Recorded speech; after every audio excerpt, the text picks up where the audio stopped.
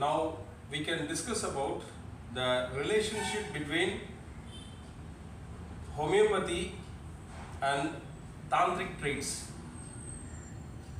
When Hahnemann is discussing the qualifications of an ideal physician, he is telling about a balanced diet and a balanced attitude in his behavioral patterns, including his sexual attitude.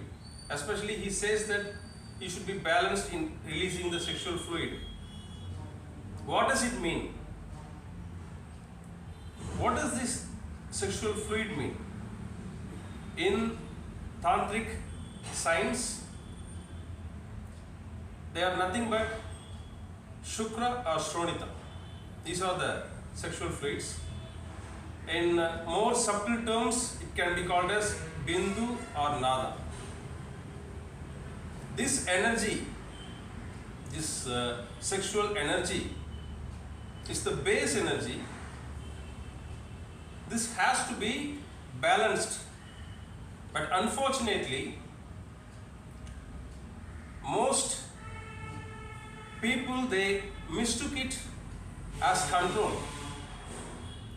So they were obsessed with controlling the sexual energy, and at last the control became suppression of sexual energy,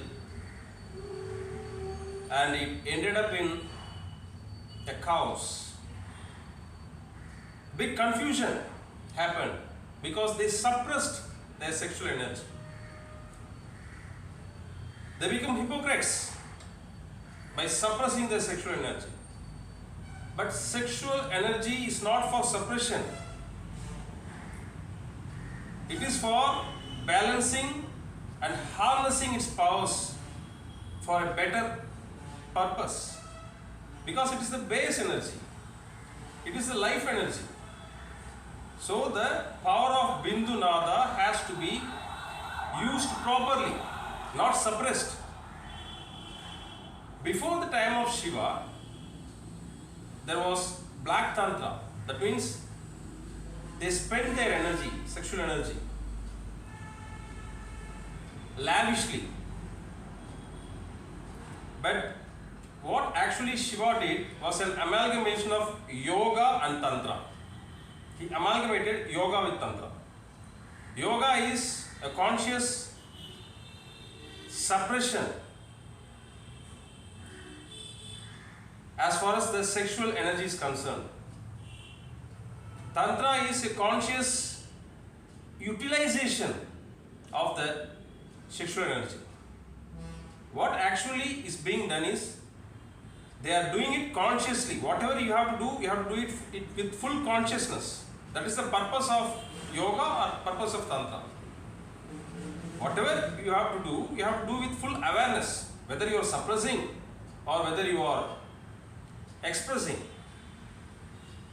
But Shiva, with a great wisdom, he amalgamated tantra with yoga, and tantra yoga was the result, was the creation. So Shiva is the father of tantra yoga. He was the first tantra yogi. So he started the marriage institution after that for the purpose of tantra yoga. So this is the history of tantra yoga in India. So when Hahnemann says that an ideal physician should strike the middle chord as far as his sexuality is concerned, it means that he should express his sexual energy in a clever manner with a balance. He has to strike the middle chord. He should not suppress it, and he should not express it in an overwhelming manner. He should not waste it. He should not suppress it. He should not waste it. Then how to? He has to utilize it for a better purpose. This is what the rishis and munis are doing here in India for thousands and thousands of years. They are harnessing the sexual energy for better purposes. That is why almost all the physicians, they came from the rishis and munis and siddhas. Because they have utilized their seminal energy, sexual energy, It is the creative force. It is the Kundalini. It is the mother Kundalini. I am opening the secret now. Kundalini is nothing but the sexual energy, the life force. We have to harness it, utilize it in a proper manner. That prana, that life energy has to be utilized for your betterment of the mind and body. That is the basis of yoga. So, what Dr. Hahnemann is telling is nothing but Tantra Yoga.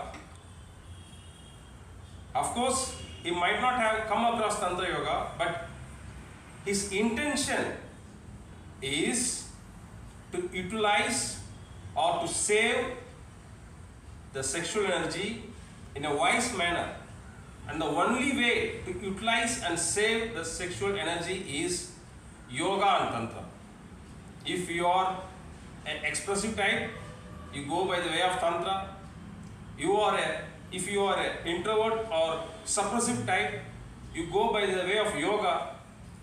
If you follow Shiva, you go with Tantra Yoga. So, if you take the concept of Tantra Yoga along with you as a physician, you can shine more because you are utilizing the sexual energy.